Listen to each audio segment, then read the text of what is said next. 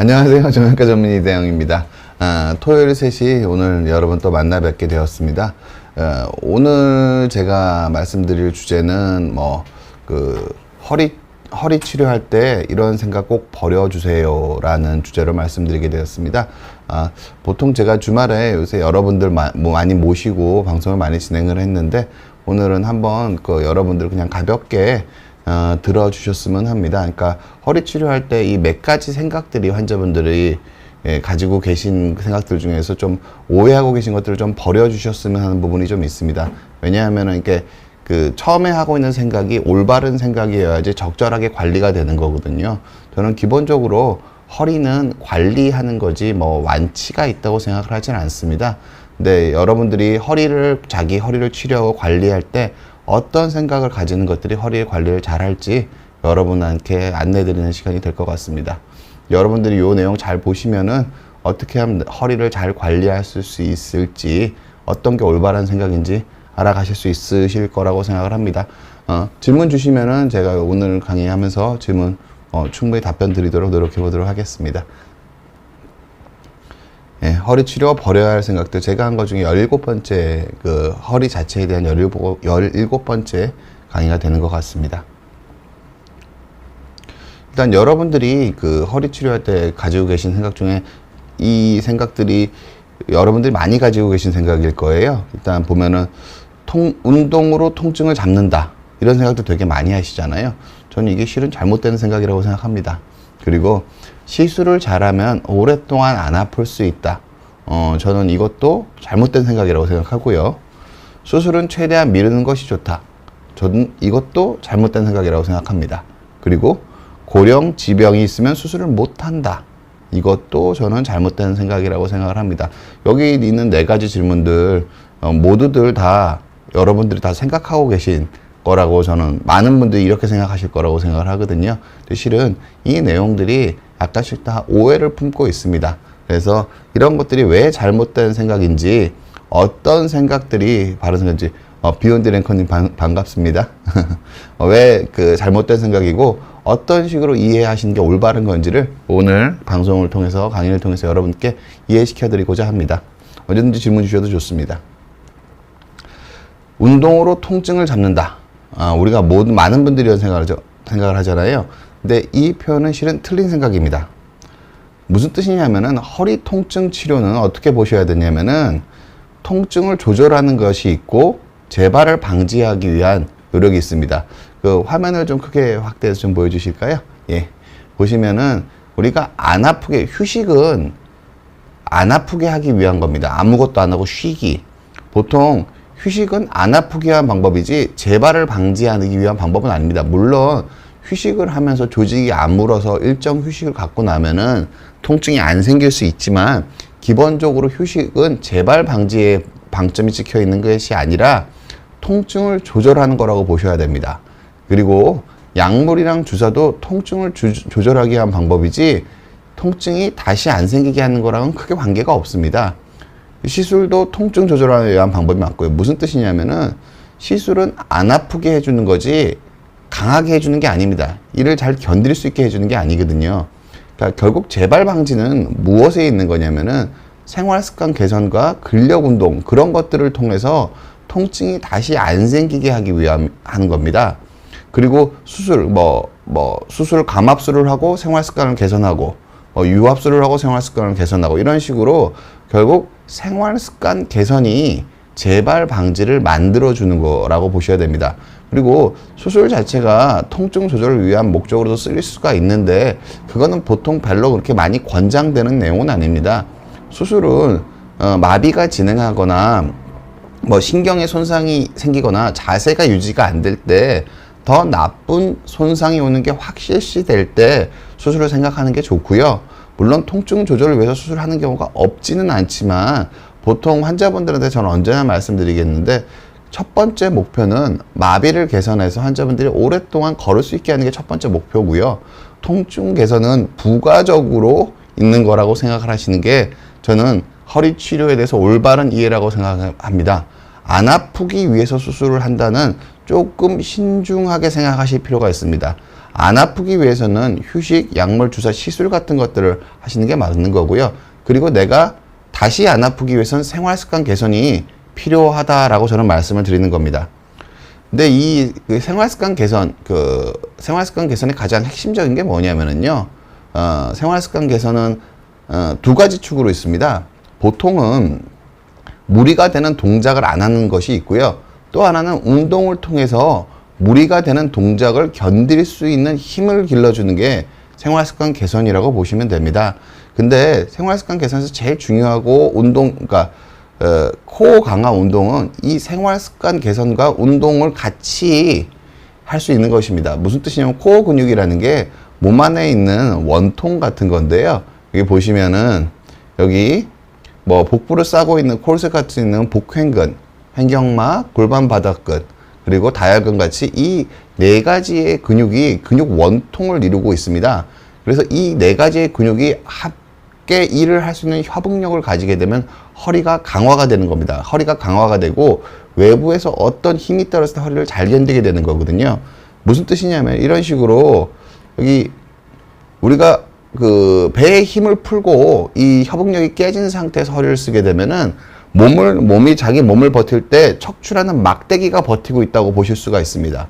그런데 이 네 개의 근육이 균형 있게 힘이 들어가 있게 되면은 막대기로 버티는 게 아니라 원통으로 버티게 되는 거거든요. 비욘드 랭커님 반갑습니다. 원통으로 버티게 되는 거거든요. 이렇게 원통으로 버틸 수 있는 훈련이 되게 되면은 내가 어떤 일을 할 때 허리에 급격하게 힘이 떨어지는 걸 줄일 수가 있습니다. 이게 무슨 뜻이냐면 여러분들이 꼭 느껴보셨으면 하는데 이 호흡 훈련을 꾸준히 제대로 하게 되면은 이 복횡근에 선택적으로 힘을 줄 수 있게 됩니다. 그러니까 저도 허리가 아파서 이 코어 강화 호흡 훈련을 하거든요. 하는데 저도 맨 처음에 훈련을 할 때는 제가 배가 좀 나왔습니다. 그래서 저는 배가 나온 사람이어서 아무리 운동을 해도 안 되는 사람인 줄 알았어요. 그런데 그게 한 달쯤 지나니까 약간 느껴지는 것 같기도 했고, 그걸 한 두세 달 계속 하다 보니까 이게 어떻게 되냐면요. 나중에는 이 코르셋 형태의 요 근육에만 선택적으로 힘을 줄 수 있는 능력이 생깁니다. 그럼 그게 무엇을 의미하냐면, 그게 그렇게 힘을 주게 되면은 이 아래 골반이 잡아지면서 몸통이 하체랑 코어가 연결되는 느낌이 납니다. 이게 보통은 뭐 허벅지가 튼튼한 사람이 장수한다. 이게 결국 이 허리 건강이랑 다 관련이 있는 겁니다. 이런 식으로 코어가 강해지는 거를 여러분들이 실제로 호흡 훈련을 통해서 실제로 체감을 하실 수가 있습니다. 근데 이게 제가 환자분들한테 교육을 해보면은 잘한다 라고 말씀을 하시는데, 그럼 잘하시는 분들은 이 호흡 훈련을 하기 전과 후에 배에 힘을 주는 방식이 달라져야 됩니다. 자기가 스스로 느낄 수가 있거든요. 그래서 느낄 수 있을 정도까지 훈련을 하셔야 되는데, 제가 수술을 하고 거의 모든 분들한테 빠짐없이 호흡 훈련을 시켜드리는데, 이 옛날보다 내가 배에 힘을 주는 방식이 달라졌다고 말씀하시는 분들이 아쉽게도 몇 분 없습니다. 이게 달라지지 않으면은 그걸 느낄 정도가 되지 않으면 활용도가 떨어집니다. 그냥 호흡 훈련하는 것만 가지고도 협응력이 올라가서 허리를 좀 보호할 수 있게 되는 건 맞습니다. 근데 내가 의도적으로 힘을 줄 수 있게 되면은 기본적으로 내가 걸을 때도 아랫배에 힘을 주면서 걸으면서 걷는 게 코어 운동이 되는 거고요. 어떻게 보면 제가 앉아있을 때도 아랫배에 힘을 주고 앉아있을 수가 있습니다. 그럼 앉아있는 것도 어떤 의미에서 코어 운동이 될 수가 있습니다. 고로 이게 아랫배에 선택적으로 스스로 힘을 줄 수 있는 능력을 기를 때까지 운동을 하셔야 되고, 그게 되고 나서 이제 다른 활동, 신체 활동들에게 연결시키기 시작하면은 저절로 허리의 자세가 발라지게 되는 느낌을 가지시게 될 겁니다. 보통은 제가 내시경 수술하다 보면 저도 허리가 아픕니다. 근데 수술할 땐 되게 집중해서 통증을 잘 모르는데 수술 끝날 때쯤 되면 허리가 막 되게 좀 많이 안 좋고 그런 때를 되게 많이 느꼈어요. 근데 제가 이게 호흡 훈련을 한 3, 4개월 정도 하고 나니까 이게 제가 신경 쓰지 않았는데 배에 힘이 들어가 있는 걸 느끼게 되더라고요.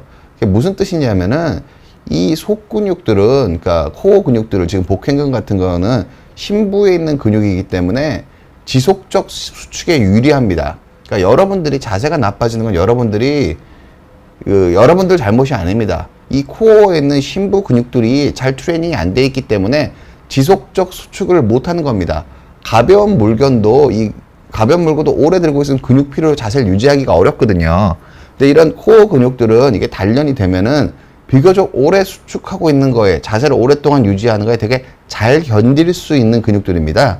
그래서 원칙적으로는 이 코어 근육을 잘 기르는 게, 코어 훈련을 통해서 코어 근육을 잘 길러두면은 일상생활 할 때 언제나 아랫배에 힘을 주고 일상생활을 할 수가 있습니다. 그럼 이건 단순히 운동이 아니라 생활 습관, 생활 양식이 바뀌는 겁니다. 물론 허리 안 숙이는 게 좋죠. 근데 안 숙이는 걸 같이 하면서 내가 숙였을 때도 잘 견딜 수 있는 코어를 같이 길러두시는 게 매우 유리합니다. 그냥 여러분들께서 호흡 훈련이나 이런 것들에 대해 관심을 가지셨으면 좋겠고요. 보통 전 세계적으로 일본, 미국, 이게 표준적으로 호흡 훈련, 코어 강화는 정설에 가까운 내용입니다. 그래서 여러분들이 이런 것들을 많이들 재활을 통해서 느껴보셨으면 하는 생각이 저는 간절합니다. 그래서 제가 병원을 하면서 환자분들한테 어떻게 하면 이걸 좀 더 잘 교육해드리고 어떻게 하면 환자분들이 이걸 잘 실천하게 할 수 있을까 계속 고민을 하고 있고, 그런 프로그램들은 계속 개발하려고 하고 있습니다. 제가 수술 기법이나 수술 자체에 대해서도 연구하고 고민을 하지만 결국 환자분들한테 근본적인 치료는 이런 호흡 훈련이나 생활 습관을 잘 바꾸게 하는 겁니다. 뭐 일부 어떤 선생님들은 혈이 유압수라고 골프 치라고 그러는데, 저는 그거는 척추 의사로서 그러니까 재활에 대한 충분한 설명이 없이 그런 식으로 하는 것들은 뭐 사악한 결과를 부르는 경우를 너무 많이 봅니다. 그래서 언제나 충분하고 안정적인 재활에 대해서 관심을 의사들이 가져야 되고, 그러니까 여러분들이 뭐 교육을 받으셔야 된다고 생각을 합니다. 제가 그런 것들에 제가 치료를 하면서 너무 무관심했다는 것에 대한 반성으로 이런 것들을 하고 있는 부분이기도 합니다. 그래서 여러분들이 많이 해보셨으면 하고요. 저희 호흡 훈련에 대해서 보통 이렇게 얘기를 하면 될 것 같습니다. 일단 1단계로는 갈비뼈랑 복부 근육을 팽창시켰다가 그 다음에는 복부 속근육도 복부 속근육을 안으로 수축시키는 겁니다. 제가 이거 오자가 있네요. 복부 속근육을 수축시키는 거고요. 그리고 그 다음에 아랫배를 수축시킨 다음에 윗배와 가슴 가지고 숨을 쉬는 겁니다. 제가 말씀드린 이 3단계입니다. 제가 아랫배에 힘주기라고 말씀드린 게 이 3단계입니다. 이거는 갈비뼈 복부 팽창이고요. 이건 복부랑 등 쪽의 속근육을 수축시키는 거고요. 그리고 속근육을 아랫배 쪽에 복부 속근육을 수축시키고 윗배와 가슴으로 호흡을 하는 거. 이게 일상생활을 하기 위한 최종적인 목표입니다. 그래서 여러분들한테 호흡 훈련을 할 때 이 3단계에 도달할 때까지 하시라고 말씀을 드리는 겁니다. 보통 환자분들이 하시면은 이 1단계만 하세요. 부풀리는 것만 하세요. 근데 부풀리고 나면 그 다음 단계는 수축하는 힘도 기르셔야 되고요. 그리고 이 수축하는 힘이 길러지면은 아랫배 쪽에를 선택적으로 수축할 수 있게 됩니다. 그리고 이 선택적으로 수축하게 된 상태에서 숨을 쉬시게 되는 거가 이 3단계입니다. 이 3단계가 되시게 되면은 아랫배에 힘을 주고 걷고 앉고 서고 일하시는 게 가능해지세요. 그러면 허리가 훨씬 더 안전해지고요. 이 아랫배에 힘이 들어간 상태가 지속적으로 유지가 되게 되면은 일상생활에서 허리에 떨어지는 힘이 줄어들 수 있다. 저는 이렇게 말씀을 드리는 겁니다. 무슨 뜻이냐면 이 아랫배에 힘 주는 게 결국 어디냐면은요. 여기 코르셋의 아랫부분, 실질적으로 이 아랫부분에 선택적으로 힘을 주는 능력을 느낄 수가 있습니다. 그래서 이 속근육을 수축하고 호흡을 할 수 있는 단계에 이르시게 되면은 아랫배에 힘주기와 걷기를 같이 하시게 되면은 걷는 것 자체가 코어 운동이 되고요. 걷는 것 자체가 자세를 바르게 잡아줄 수 있는 훈련이 됩니다. 이 아랫부분에 실제로 힘이 들어가게 되면 골반 움직임이 흔히 얘기하는 뭐 오리궁뎅이나 골반 정경사가 저절로 잡히거든요. 상당 부분 저절로 교정이 됩니다. 그리고 이 상태에서 걷게 되면은 단순 걷기 운동이 몸을 제대로 피기 위한 스트레칭과 자세를 제대로 잡아주기 위한 운동이 될 수가 있는 겁니다. 그래서 여러분들이 호흡 운동을 꾸준히 하셔서 이런 식으로 아랫배에 힘을 줄 수 있는 능력을 획득하시는 게 생활 습관을 바꿀 수 있는 재활의 목표입니다. 보통 제가 뭐 물리치료 선생님이나 필라테스 선생님들 얘기를 해보면은 일반적으로 재활 운동에서 이걸 목표로 삼고 있는 경우가 되게 많습니다. 그런데 이 재활 운동을 통해서 이거를 하게 되면은 이걸 3개월 안에 못 느끼시는 분들도 많거든요. 근데 실질적으로 이걸 호흡 운동에 집중해서 이 운동만 하시면은 대부분의 경우는 한 달 안에 힘을 주는 느낌을 느끼실 수 있으시고요. 그거를 한 2, 3개월 정도 꾸준히 해주시게 되면은 아랫배 쪽에 힘을 주고 윗배랑 위쪽으로 숨을 쉬는 게 실제로 가능해집니다. 그래서 다시 한번 말씀을 드리지만 호흡 훈련은 갈비뼈랑 복부를 같이 확장시키고 같이 수축을 시키고, 그러니까 확장시키는 훈련, 수축시키는 훈련, 이거를 확장에 중점을 둬서 일정 기간 해보시고 그 다음에 수축에 중점을 둬서 일정 기간 해보시고, 이게 잘 되면은 마지막에는 아랫배 쪽에, 아까 이 콜셋 보이는 이 아래쪽에만 선택적으로 힘을 주고 숨을 쉴 수 있게 됩니다. 이게 가능해지시면은 허리가 상대적으로 안정적으로 관리가 되신 거라고 보시면 될 것 같습니다. 이 느낌을 느껴보신 분들은 이게 효과가 있다는 걸 누구나 느끼시게 됩니다. 이거 몸으로 바로 느끼실 수가 있습니다. 이게. 그래서 꼭 여러분들한테 권해드리는 생활습관 고정입니다. 다시 말씀드리면 운동으로 통증을 잡는 게 아니고 운동은 통증이 다시 안 생기게 해주는 겁니다. 어떤 종류의 활동도 통증을 동반하게 됩니다. 따라서 운동은 통증을 잡는 게 아니라 생활 습관의 개선과 이를 위한 운동이 통증이 재발하도록 막는 겁니다. 통증을 없애주는 게 아니라 생활 습관 개선과 생활 습관을 개선을 위한 운동, 뭐 호흡 훈련 같은 것들이 통증이 다시 생기지 않게 만들어주는 겁니다.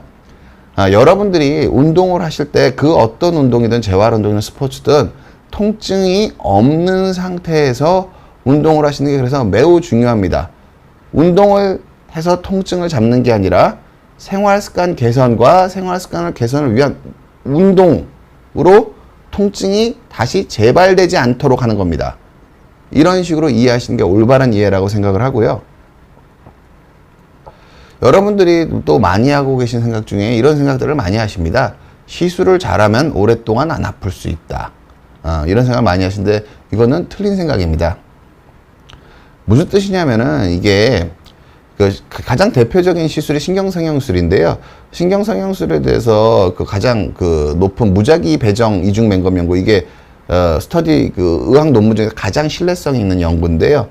이런 연구를 해보면은 1년 정도 뭐 통증이 반 이하로 통계적으로 준다, 이렇게 돼 있거든요. 그럼 통계적으로 이게 맞는 말입니다. 그러니까 시술을 잘하면은 통계적으로 통증이 줄어든다. 이건 의학적인 사실인데요.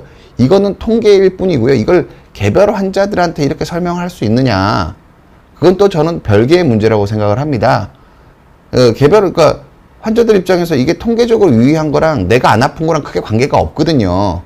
그러니까 이 치료가 의학적으로 허가가 되기 위한 조건들인 거지, 실은 신경성형술이라는 건 기본적으로는 약물 전달 효율이 높은 주사입니다. 꼬리뼈에 관을 집어넣어서 병범 부위 가까운 곳에서 소염제 성분과 유착 방제 성분을 넣고 이 관을 약간 움직여서 유착도 약간 조금 줄여줄 수 있긴 한데 기본적으로는 약물 전달 효율이 매우 높은 주사고 한 번의 시술로 신경 여러 부위를 커버할 수 있는 치료인 게 맞습니다. 따라서 신경성형술은 결국 주사입니다. 시술은 구조를 바꾸지 않는 거거든요.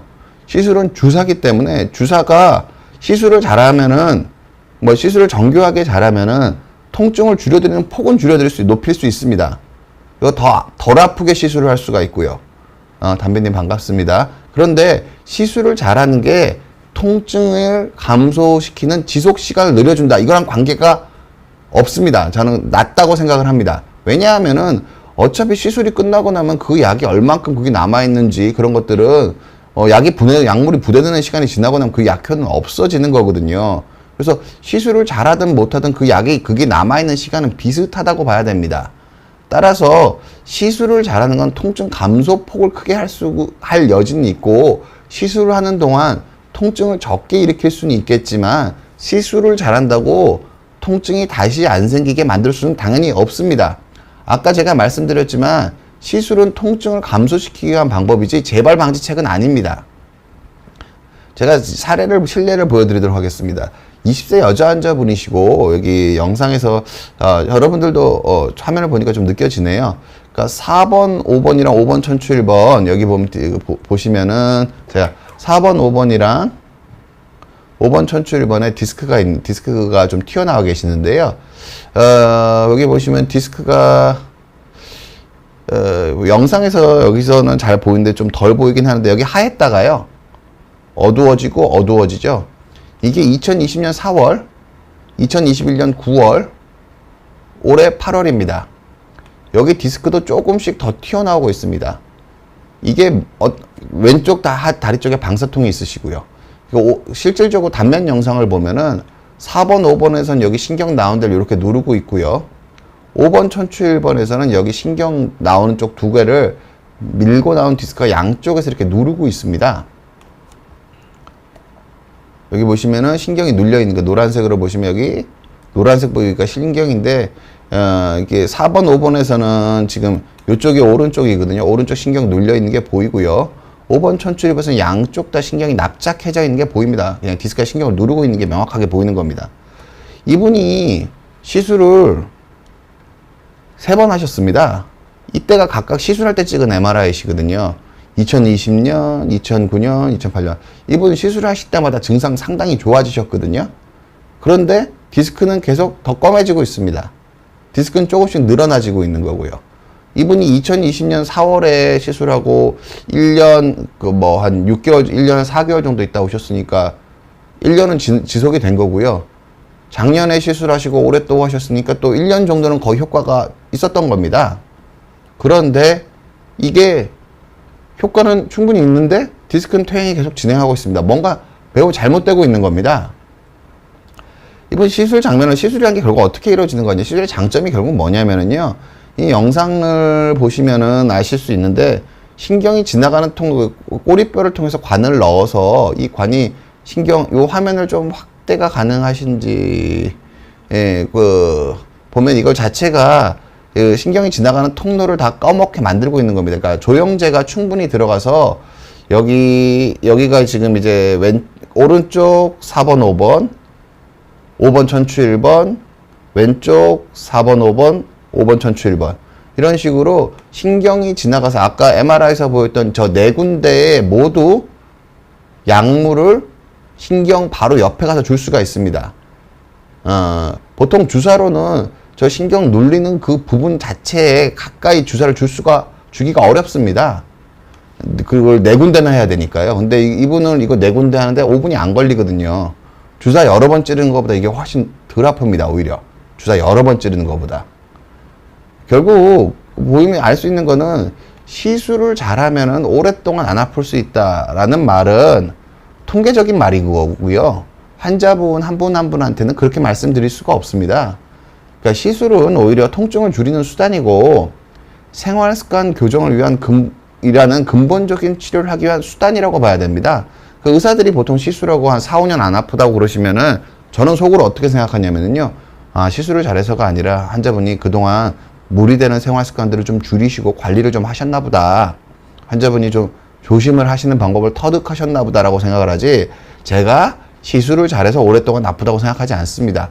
그러니까 이 부분이 다 똑같습니다. 여러분들이 생각하는 프롤로 치료, 풍선 성형술, 추간공 확장술 이런 것들은 근본적으로 구조를 근본적으로 바꾸지 않는 치료들은 기본적으로는 오래 지속성을 얘기하기가 어렵습니다. 그 치료만으로는 결국 생활습관 교정이라는 근본적인 치료가 없이 그 치료가 영속적으로 하기는 어렵습니다. 물론 수술도 마찬가지긴 하지만 수술은 그래도 구조를 바꾸는 부분이 있기 때문에 그 부분에 좀 폭이 좀 더 큽니다. 그런데 시술은 구조를 바꾸지 않는 걸 우리가 시술이라고 하는 거, 시술을 그렇게 정의하시는 게 일반적인 정의에 가깝습니다. 구조를 바꾸지 않는 치료를 하고 치료 효과가 오래 가기를 바라는 것은 불가능한 생각입니다. 잘못된 전제에서 출발하고 계신 겁니다. 따라서 시술을 해서 내가 용한 병원을 찾아서 좋은 시술을 받아서 내가 오랫동안 안 아플 수 있다. 틀린 생각입니다. 물론 시술을 잘하는 선생님이 필요합니다. 효과적으로 통증을 줄이기 위한. 하지만 생활습관 개선이라는 근본적인 치료를 등한시하면서 허리 치료에서 좋은 결과를 낸다는 것은 이룰 수 없는 꿈이라고 저는 생각을 하고 있습니다. 그러니까 여러분들이 뭐 의사들을 믿고 싶고 좋은 치료를 찾고 싶고 그런 열망들은 제가 이해를 하는데, 그래도 이게 사실인 걸 어떡하겠어요. 쓰면 망가지는 거고, 약물의 효과는 시간이 지나면 없어지는 거고, 결국 우리가 쓰면서 주는 자극들이 또다시 문제를 일으킬지 안 일으킬지를 결정한다는 거, 엄중한 사실을 뭐 부정할 수는 없는 것 같습니다. 그래서 오히려 이렇게 시술 같은 거 증상이 좋아요. 요번에 제가 그 20세 여자분이 얼마 전에 시술하신 분이신데요. 시술하고 일주일 만에 오셨어요. 어떠냐고 제가 여쭤봤어요. 그랬더니 원래 열 아팠는데 지금 6 정도 아프대요. 근데 별로 안 준 거잖아요. 시술 되게 잘 됐거든요. 되게 깔끔하게 잘 됐거든요. 그래서 왜 그렇지 하고 물어봤더니 14시간씩 하루에 책상에 앉아 계신데요. 14시간 책상에 앉아있으면 대부분의 사람이 허리가 아프지 않을까 그런 생각이 저는 들더라고요. 결국은 그래서 제가 그분한테 말씀드렸습니다. 그러니까 뭐 MRI상 나빠진 것도 말씀을 드렸고 결국 재활이 안 되면 어렵다는 말씀도 드렸고요. 그래서 14시간 앉아서 그러니까 공부를 하셔야 되는 상황인 것 같더라고요. 그래서 서서 공부하라고 말씀드렸습니다. 그러니까 20대에 저렇게 허리가 나빠지기 시작하면은 나중에 많이 힘들어질 수가 있거든요. 그리고 앉아서 하루에 14시간 앉아 있으면 허리에 부담이 안 갈 수가 없습니다. 그러니까 좀 서는 책상을 이용해서 공부를 하든지 그런 식으로 근본적으로 생활습관 교정이 같이 따라줘야지, 공부에 집중하기 위해서 시술만 하고 다른 재활 안 하고 생활습관 바꾸지 않고 하루에 14시간씩 앉아 있게 만들어 드리면은, 그게 제가 시술한 게 환자분 허리를 어떻게 보면은 더 나쁘게 만드는 일이 될 수도 있습니다. 통증을 줄여서 오래 앉을 수 있게 만들었으니까요. 그래서 여러분들이 이런 예를 보듯이 언제나 생활습관 교정을 같이 생각을 하셔야 되고, 지금 그분 책상 서서 공부하는 책상 사셨는지 모르겠는데 꼭 사셨으면 합니다. 그래서 여러분들이 시술 자체는 통증을 줄이는 수단이고, 내가 생활 습관을 어떻게 바꿔야 될지에 대해서 진지하게 고민을 해보셨으면 좋겠고, 그 부분에서 가장 중요하고 가장 손쉬운 치료는 저는 호흡 훈련을 통한 코어의 강화라고 저는 여러분들에게 말씀드리는 겁니다. 여러분들한테 좀 조심스러운 얘기인데 제가 수술 권하는 사람처럼 비칠 것 같아서 좀 그렇긴 한데, 이건 이 말씀 꼭 드려야 될 것 같습니다. 여러분들 이런 말씀 생각들 많이 하십니다. 수술은 최대한 미루는 게 좋다, 이런 생각들을 되게 많이 하시는데요. 이거 되게 위험한 생각입니다. 이 최대한이란 말 속에 좀 숨어 있는 것들이 많이 있습니다. 무슨 뜻이냐면은, 이게 최대한 미루다 보면 뭘 참을 수가 있냐면은요, 구부러진 자세로도 계속 걸을 수가 있습니다. 그러니까 허리를 협착으로 허리가 어마어마하게 굽히고 계속 걸을 수가 있거든요. 몇 년도 쓰실 수 있으세요. 그렇게 하면은 보통 허리 많이 굽히고 걸으시는 거 보면 어떤 생각이 드냐면은요, 멀쩡한 사람도 그렇게 허리 숙이고 걸으면 허리가 아플 정도로 허리를 숙이고 걸으시는 분들이 많으시거든요. 그러면 멀쩡한 사람도 그렇게 걸으면 아픈데, 안 그래도 노인이시고 협착이 있으신데 허리를 계속 숙이고 걸으셔야 되는 상황이 되면 허리가 더 빨리 망가집니다. 근데 이거를 참을 수가 있거든요. 최대한 미루라고 했으니 계속 참으시는 거예요. 그러다 나중에 거의 못 걷는 상태가 돼서 오십니다. 그런 분들이 되게 많으세요. 또 이게 다리에 힘이 떨어지는 거, 환자분들이 이게 다리 힘 떨어지는 거 자체를 잘 모르세요. 그러니까 아픈 게 통증이 크시니까, 통증이 심하면은, 근데 통증이 심하면서 다리 힘이 같이 떨어지고 있는 경우가 되게 많거든요. 근데 너무 아프고 수술은 최대한 미뤄야 되니까 주사 치료를 계속 하세요. 그럼 통증은 조금씩 어느 정도 주사를 맞을 때마다 조금씩 줄어드니까, 그리고 내가 좀 적게 쓰기도 하니까 통증은 관리가 되세요. 근데 다리 힘은 점점 떨어져가지고, 그런 분들이 지금도 뭐 특별히 의료 혜택을 못 받으신 분이 아닌데 허리 협착증 때문에 저한테 오셨는데 다리가 덜렁거리시는 분들이 의외로 많습니다. 근데 이거 모르셨어? 그러면 잘 몰랐다는 식으로 말씀을 많이 하시거든요. 그러니까 허리가 좀 오래 아프시고 주사 많이 맞으신 분들은 다리 근력을 한번 보셔야 됩니다. 다른 건 모르시겠으면요, 양쪽 뭐 샤워하시면서 양쪽 다리 두께 같은 거 한번 보셔도 좋고요. 내 발가락이 잘 움직여지는지, 발목이 잘 움직여지는지 한 번씩 체크해 보실 필요가 있습니다. 통증은 조절이 되는데 다리 힘이 점점 떨어지고 계신 경우가 많고요. 이게 그렇게 이게 다 참아지기 때문에 문제입니다. 이게 나중에 연세가 되시면 안 그래도 저도 나이가 들고 그럴 텐데 이게 다리 힘이 한쪽이 떨어지면 나중에 낙상 위험 같은 게 되게 커지는 거거든요. 연세 들어서 나이가 고령이 되셨을 때. 그래서 다리 힘이 점점 떨어지면 수술을 하셔야 되고요. 무조건 참으시면 안 되고요. 그리고 그 이상 감각, 이것도 환자분들 되게 모르시는 분들 되게 많아요. 보통 이게 무디다 시리다인데 뭐 발바닥에 껌 붙은 것 같다. 뭐 지금 냉장고 문을 여는 안 되겠다. 뭐 다리에 계속 뜨거운 뭐 양말을 신고 여름에도 자야 된다. 그런 분들 되게 많으시거든요. 근데 이게 아플 때만 무디고 아플 때만 시리시면 이거 괜찮은 거예요. 아직 비가역적 변화가 온 건 아닌데요. 이게 아프지 않을 때도 무디고요. 아프지 않을 때도 시리신 분들이 꽤 많으시거든요. 이거 좀 나타나기 시작하면은 수술적 치료에 대해서 생각을 해 보셔야 됩니다. 왜냐하면은 이게 비가역적 변화가 이미 나타나기 시작한 거기 때문에 그 추세를 반전시킬 수가 없습니다. 그러니까 이 무디고 시린 거는 감각신경이 죽은 거기 때문에 일반적으로 수술해도 돌아오지가 않는 경우가 많으세요. 그리고 이게 주사치료 같은 걸 많이 하면 무딘 거 시린 걸 잘 몰라서 그러니까 무딘 거를 자세히 생각해 봐야 알지 잘 모르시는 경우가 되게 많으세요. 그럼 이게 수술해도 이거 안 없어지거든요. 안 없어지는 게 아니라 수술해서 다른 통증이 줄어들면요. 이걸 오히려 훨씬 더 크게 느끼세요. 오히려 훨씬 더 크게 느끼시고, 보통 어르신들 보면 얼마 전에 그런 어르신도 있으셨어요. 그러니까 치료하시고 허리도 펴지고 엉치 통증은 없어졌는데 나는 시린 걸 도저히 못 받아들이겠다. 이건 왜 안 좋아지냐. 나는 안 시리려고 수술했는데 뭐 어머님이 저한테 그렇게 말씀하신 그 어르신 속은 어떠시겠어요. 제가 뭐 수술 전에 뭐 그걸 얘기를 했든 안 했든 그게 무슨 상관이시겠어요. 기본적으로는 지속적으로 시린 느낌이 아프지 않을 때도 시린 느낌이 나시는 것 같으시면은 정밀 검사하고 단순히 통증 치료하는 게 아니라 수술적인 치료가 필요한 상황인지 아닌지를 의사 선생님과 상의하셔서 결정하셔야 됩니다. 그리고 이게 보행거리가 짧아지는 부분도 생각을 해 보셔야 됩니다. 무슨 뜻이냐면은 처음에는 이게 보행거리가 짧아지는 게 처음에는 뭐 컨디션 좋을 때는 1시간, 나쁠 때는 20분 이렇게 되다가 나중에 되면은 이 폭이 점점 아랫단과 윗단의 폭이 점점 줄어듭니다. 그래서 이제는 15분 정도만 가면은 허리를 숙이고 싶어진다. 이게 정해지시거든요. 그럼 이게 계속 줄어드는 추세가 나타나시면은 이거는 계속 진행하는 겁니다. 질환이. 이게 이렇게 나타나다 보면 이제 마비가 오고 뭐 다른 문제가 생기기 시작하시거든요. 그래서 보행거리가 이게 컨디션이 좋을 때 나쁠 때 차이가 많이 나세요. 처음에는. 근데 이 차이가 나는 윗단과 아랫단이 점점 아래로 이동하시는 것 같으시면은 한 3, 4개월 지켜보셨을 때 이동하시는 것 같으면은 수술적 치료를 생각해 보셔도 괜찮습니다. 단순히 통증 치료가 해결할 수는 그러니까 추세를 바꿀 수는 없습니다. 지금의 통증을 줄이는 건 가능하세요. 시술이나 통증 치료가. 그런데 이게 추세를 반전시키는 거는 시술이나 약물 주사로는 어렵습니다.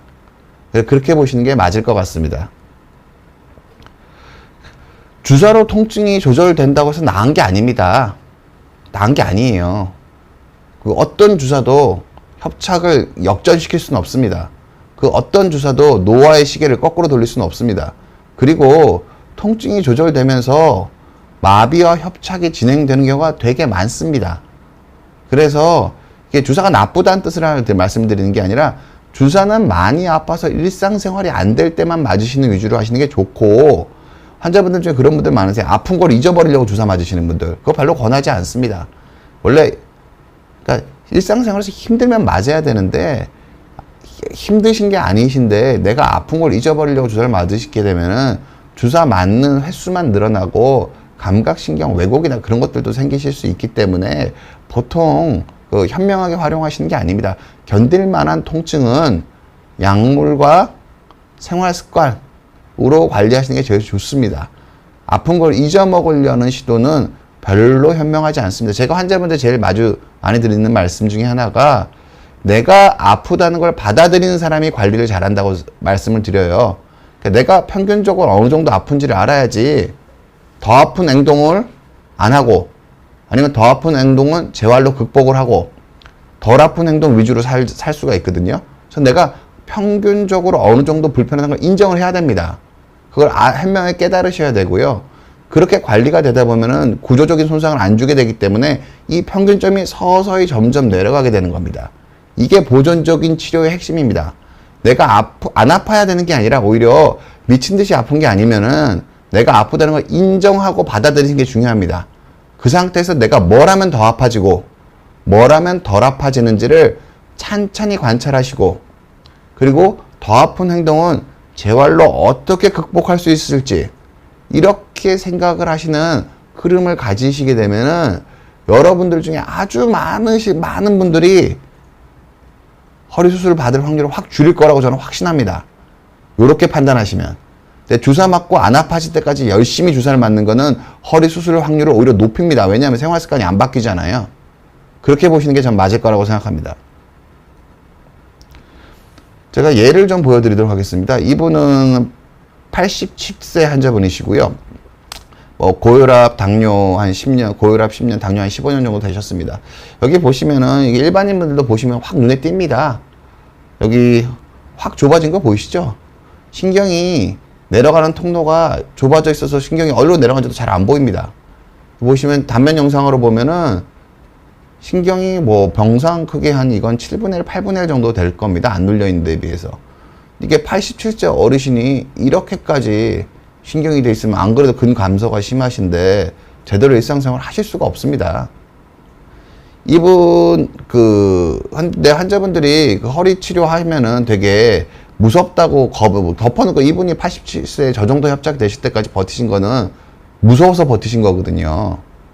근데 수술을 요새는 양방 내시경을 이용해서 그러니까 숙련되신 분들이 하면은, 이분 어떻게 치료하셨냐면요, 하반신 마취로 치료하셨고요. 연세 많으신 분들은 보통 전 안 재웁니다.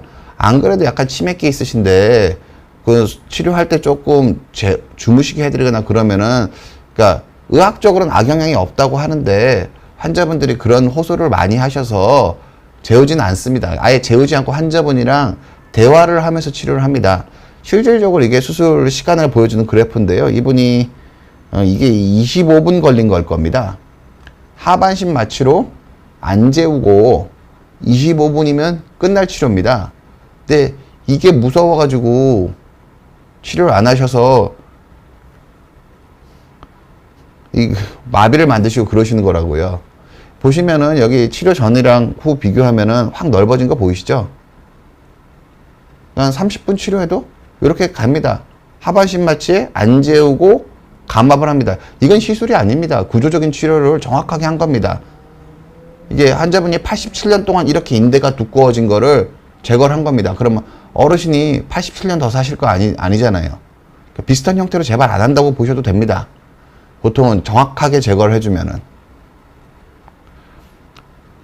이분 같은 경우에는 여기 보면은 보시면은 좁아졌던 게 이렇게 넓어졌습니다. 확 넓어진 게 보이시죠? 근데 이분이 수술 직후에 3일만 해도 통증은 한 10분의 1로 줄었다고 말씀하셨거든요. 엉치 통증은 10분의 1로 줄었고, 허리가 펴지고, 다리 저린 느낌 조금 있다고 그러셨습니다. 원래 이게 중심성 협착은 수술하자마자 엉치 통증이 줄고요. 허리는 펴지시거든요. 다리 저린 느낌이 약간 남아 계신 거고 상관은 없는데, 이분이 한 달째 오셨는데, 이게 한 달째 오셨는데 걷는 양이 안 는다고 그러세요. 걷는 양이. 다리가 저리다 그러시고. 이게 뭐냐면은요, 걷는 양이 안 느는 건 근감소입니다. 환자분이 연세가 87세 되면은 운동한다고 늘지가 않아요. 그러니까 막상 아플 때는 내가 아파서 못 걷는다는 생각이 강하신데요. 이 정도 연세가 되시면은 아주 재활을 잘해도 걷는 양이 잘 안 늡니다. 연세가 근감소증이 너무 많이 오셔서. 그 다리가 저린 건 뭐냐면은요, 보통 신경이 저렇게 눌려 있으면 감각신경 손상이 없을 수가 없습니다. 그럼 이제 수술 전엔 너무 아파서 감각신경 손상이 있는 걸 잘 모르시거든요. 근데 이거 수술 끝나고 나면은 다른 것들이 제거가 되니까 다리 저린 거를 오히려 수술 전보다 좀 더 느끼시는 분들이 되게 많으세요. 그래서 이분 같은 경우는 수술을 그렇게 두려워하지 않으셨으면 조금 더 일찍 수술하셨으면은 걷는 양도 좀 쉽게 늘고 좀 그러지 않으셨을까라는 생각을 하고 있습니다. 보통 이게 보시면 됩니다. 그러니까 요약을 하자면은 걷는 양이 안 드는 거는 근감소증 때문에 그러신 거고요. 다리가 저린 거는 비가역적 신경 손상 때문에 그렇습니다. 이런 신경성 통증 완화제 같은 게 드리는데요. 한 1, 2년 정도 지나시면은 대부분 적응이 됩니다. 안 아파지는 게 아니고요. 그러니까 이게 우리가 신경이 다쳐도 그러니까 환자분들은 오늘 아프면 이게 영원히 아플 거라고 생각하시잖아요. 영원히 아픈 경우는 없습니다.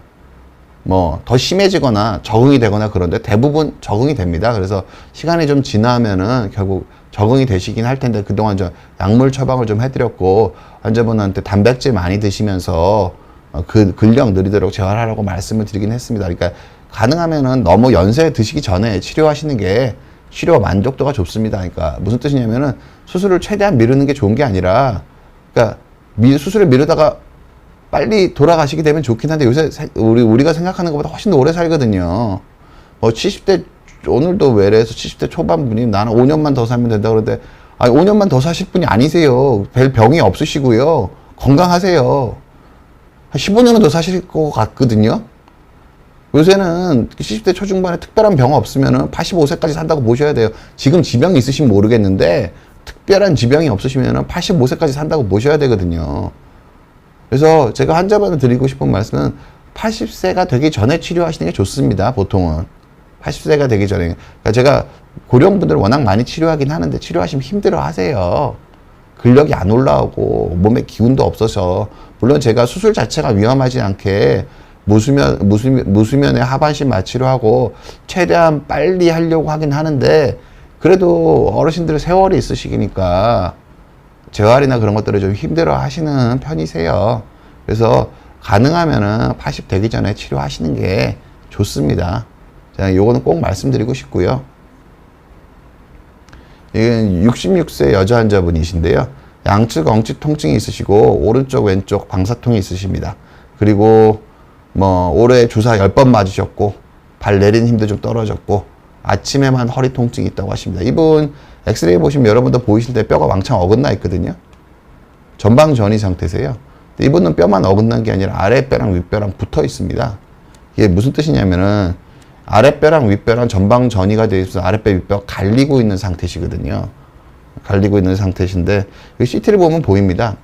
아랫뼈가 윗뼈를 파먹은 겁니다. 그러니까 전방 전이만 있는 게 아니라 앞으로 밀리고 아랫뼈가 윗뼈를 쳐서 아랫뼈가 윗뼈를 파먹어 버린 거거든요. 이거 이렇게 돼 있으면 허리가 안 아프기가 쉽지가 않습니다. 신경 당연히 신경 눌려서 협착이 있으셔서 다리가 저린 것도 당연히 있으시고요.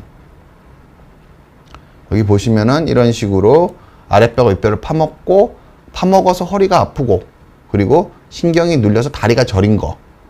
다리가 저린 겁니다. 근데 이분이 방송을 많이 보셔서 그런 건지 허리가 자꾸 안 아프다고 자꾸 허리가 아프다는 걸 되게 애매하게 말씀하셨어요. 무슨 뜻이냐면은 난 허리가 안 아프고 꼬리뼈가 아프대요. 근데 꼬리뼈가 왜 아플까? 꼬리뼈는 잘 안 아프거든요. 상당히 아래쪽입니다. 꼬리뼈가 아프다고 그래서 꼬리뼈가 어딘지 봤더니 꼬리뼈가 아니라 허리랑 요추랑 허리랑 골반이랑 연결되는 부분을 꼬리뼈라고 부르신 거예요.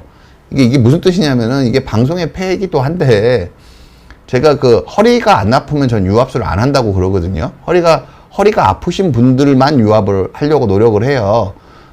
그게 양방 내시경의 장점이라고도 생각을 하고, 전 그게 교과서적인 치료라고 저는 개인적으로 그렇게 생각을 하거든요. 허리가 안 아프신 분들은 가급적인 유압수를 안 하려고 하는데, 환자분이 그래서 허리가 안 아프고 꼬리뼈가 아프다고 하셨을 가능성이 저는 크다고 생각을 합니다. 근데 그게 유압술에 대한 두려움이 너무 커서 그런 거거든요. 허리가 아프면 허리가 힘을 못 받으면은 허리에 유압술을 해줘야지 허리가 안 아파집니다. 이분 같은 게 척추뼈가 어긋나 있으면서 아침에 일어나려고 할 때 자세 바꿀 때 허리가 아프신 거거든요. 그러면은 저거를 뼈가 아랫뼈가 윗뼈를 치고 나갈 정도인데 다리 저린 것만 해결을 해드리면 환자분이 만족을 할까요? 만족 못 하세요. 그리고 결국 저런 식으로 뼈를 파먹는 추세가 계속 지속이 돼서 결국 유압술 안 하실 수가 없으시고요. 그래서 이분이 그렇게 한 게 유압술에 대해서 너무 잘못된 생각을 가지고 계셔서 그런 거라고 생각을 합니다. 그러니까 결국 허리 수술이 무서워서 그러신 것 같거든요. 근데 허리 수술이라는 걸 여러분들이 전신 마취하고 엄청나게 째고 어마어마한 지옥 같은 통증이 있고 수혈도 왕창하고 또 나중에 다시 아파질 거, 아래 위가 또 망가진다, 이렇게 생각을 많이 하시거든요. 그런데 이게 양방 내시경을 이용해서 유압이 가능합니다. 감압술은 당연히 하는 거고, 양방 내시경을 통해서 유압술을 하면 숙련된 부분 같은 경우에는 전신 마취 안 하고요. 큰 절개가 없고요. 그러니까 당연히 안 아프겠죠. 훨씬 덜 아프겠죠. 안 아프다는 건 거짓말이고요. 훨씬 덜 아프겠죠. 근육을 짠 거보다. 그리고 수혈을 안 합니다. 수혈을 안 한다는 게 무슨 뜻이냐면 근육 손상이 훨씬 적다는 뜻입니다. 따라서 환자분이 제일 무서워하는 내용 중에 아주 큰 부분들은 양방 내시경을 통해서 유압술을 하면 어느 정도 여러분들이 생각하고 있는 고정관념과 다르게 치료가 가능합니다. 그리고 나중에 아파질까봐 걱정한다고 하시는데, 이 어떤 통계를 봐도 유압술을 하고 나서, 그러니까 가장 나쁘게 본 거 제가 본 연구 중에서는 그러니까 증상 없이 엑스레이상 나빠진 것까지 포함을 해서 한 5년 정도 지나면 50%에서 퇴행이 온다고 그러거든요. 아래 위 관절에.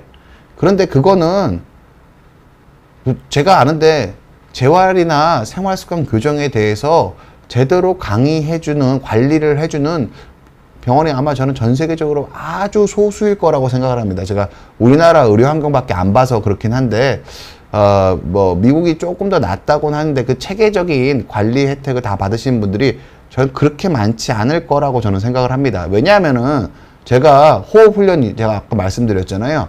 아랫배에 힘주기, 제가 수술하신 분들한테 교육을 해보거든요. 교육을 해보면 그거 한 달, 세 달째? 나 그거 할 수 있다라고 환자 자신있게 말씀하시는 분 10명에 1명이 안 돼요. 제가 역으로 어떻게 말씀을 드리는 거냐면은요. 이 코어를 잘 쓰는 호흡 재활을 잘 하실 수 있으신 분이시면은 저는 상대적으로 주변 관절의 퇴행이 올 확률이 매우 적을 거라고 생각을 합니다. 특히나 이렇게 허리에 유압술을 해 놓으신 분들 같은 경우에는 코어를 단련을 해서 몸을 원통으로 만들어지는 식으로 훈련을 하셔야 되고요. 그게 되면은 허리 아래 위 분절에 오는 힘이 당연히 줄어듭니다. 그게 안 줄어들 수가 없습니다. 그걸 얼만큼 줄어든지 계량화해서 그걸 논문으로 쓸 수 없기 때문이지, 보통 의사가 논문 위주로 얘기하는 건 직업 윤리, 의학 발전을 위한 윤리적인 측면이 큰 거지, 우리가 당연히 느낄 수 있는 것들은 저는 설명드려도 된다고 생각을 합니다. 코어에 힘을 줘서 아랫배에 힘을 주면 몸 안에 코르셋이 조여지는 효과가 나거든요. 여러분이 그 어떤 비싼 복대를 한 거, 보조기를 한 거보다 허리가 튼실하게 잡아지는 느낌이 납니다. 제가 자기 스스로 힘을 줬을 때. 근데 그 능력이 획득이 되면은 허리는 당연히 덜 망가지게 되어 있습니다. 그래서 이건 생활 습관으로 관리하시면 된다. 전 이렇게 말씀을 드립니다. 왜냐하면은, 그러니까 무서워서 피하다 보면 결국 안 하게 되는 게 아니라 결국 마비되고 못 걷는 상태에서 하시게 된단 말이에요. 안 할 수가 없어요. 이분 치료한 내용이고요. 이분도 이것도 수술 시간 표입니다. 제 뒤쪽에 있는 그림이 하반신 마취로 했고, 무절개로 했고, 무수혈로 했고, 수술 시간 2시간 걸렸습니다. 이렇게 치료가 가능합니다. 컨디션 안 좋으신 분들은 이것도 무수면으로 하기도 합니다. 연세 많으신 분들이나 컨디션 안 좋은 분들 아예 무수면으로 치료를 하거든요. 이런 식으로 어긋나 있던 뼈가 있고, 그림을 보면 보이시겠지만, 큰 화면으로 좀 보여주시겠어요? 여기 어긋난 뼈가 아랫뼈가 윗뼈를 파먹었었는데요. 여기 보면 이 뼈랑 뼈 사이에 무수한 고리식이 된 게 보입니다. 내시경으로 했지만 충분한 고리식이 됩니다. 어떤 분들은 그러더라고요. 열어서 하는 게 안전하지 않냐고. 아닙니다. 그러니까 수술의 안정성은 잘 보이는 거랑 되게 관련이 많거든요. 양배양 내시경이 숙련되면은 현미경으로 보는 것보다 훨씬 더 잘 보입니다. 숙련되지 않으신 분들한테 위험한 게 맞습니다. 시야 확보가 잘 안 되기 때문에. 근데 숙련된 사람은 현미경보다 훨씬 더 좋은 시야에서 수술합니다. 시야가 좋은 수술이 안전한 수술이 맞습니다. 보시면 이런 식으로 척추뼈 사이 높이가 높아지고 고르식이 잘 되어 있습니다. 여기 어긋나 있는 뼈가 맞아 있는 게 보이시죠? 여기 보면 이 뼈가 이렇게 어긋나 있다가 이렇게 뒷면이 쫙 맞았습니다. 요 안에 인공 물질을 2개를 넣어서 인공 받침을 지지대를 2개를 넣어서 받쳐준 거고요. 어긋난 거 교정됐고요. 보시는 것처럼 교정이 됐습니다. 여기 신경 이렇게 눌려 있는 거, 확 내려옵니다. 그냥 같은 보호를 찍은 거거든요. 여기 어긋나 있는 데가 여기 껌에서 안 보이는 데가 이렇게 확 뚫렸습니다. 넓이가 어마어마하게 차이가 나죠. 이렇게 수술이 되면은 수술 중에 신경을 잘못 건드린 것만 없다면 허리도 힘을 잘 받고 다리도 안 아파지는 게 기본적으로 당연한 겁니다. 수술을 최대한 미루는 게 좋은 게 아닙니다. 보통 비가역적 손상, 다리에 힘이 빠지고 감각이 둔해지고 자세 유지가 안 되면 자신한테 맞는 적합한 수술적 치료를 고려하셔야 됩니다. 왜냐하면 비가역적 변화가 생기기 시작했는데 대증적인 통증 치료만 하는 거는 결국 통증 치료에서 수술을 조금 더 있다 하게 만들 수는 있는데 그 기간 동안 비가역적 변화가 더 커질 수 있습니다. 제가 통증을 이유로 수술하라고 말씀을 드리는 건 전혀 아닙니다. 근데 힘이 떨어지거나 감각이 점점 나빠지고 아침 저녁으로 시려서 양말을 신으셔야 되는데 통증 치료해서 통증이 좀 줄어들었다고 이게 나을 거라고 생각을 하는 거는 어리석은 생각입니다. 결국 치료하시게 돼 있습니다. 수술하게 돼 있습니다. 결국 안 할 수가 없습니다. 뭐 휠체어 타고 오셔서 수술하시는 분들도 있습니다. 비가역적 변화가 생기면 수술은 언제나 최소한으로 치료해서 최대 효과를 볼 수 있는 쪽으로 감압술 위주로 생각을 해서 치료 방법을 선택하시는 게 여러분한테 저는 도움이 되지 않을까 그렇게 생각을 하고 있습니다. 요약을 해서 말씀드리면은요, 허리 치료 버려야 할 생각들 이번 강의를 요약하겠습니다. 그 생활 습관 교정과 운동으로 허리를 치료하는 겁니다. 운동으로 통증을 없애는 게 아니라 운동으로 허리가 잘 견딜 수 있게 해주는 거고 통증의 재발을 막는 겁니다. 운동은 생활 습관 교정과.